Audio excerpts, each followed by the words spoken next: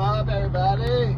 Right, so we just picked up a whole bunch of boxes, a TV. We picked up, what else we did? We got boxes, TV, a bunch of trash bags from a repeat customer out here in Carlsbad, California today.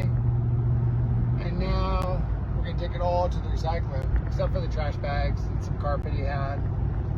But pretty much everything else. We charged $275 for his old cardboard, a bunch of trash bags. He probably took maybe a quarter of our truck.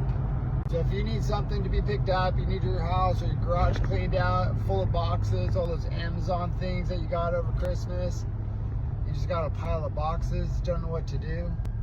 You got some foam with that as well, we'll pick it all up. And ask for that discount. We give senior, good guy, military, and just ask. We'll give it to you. Super easy. Check it.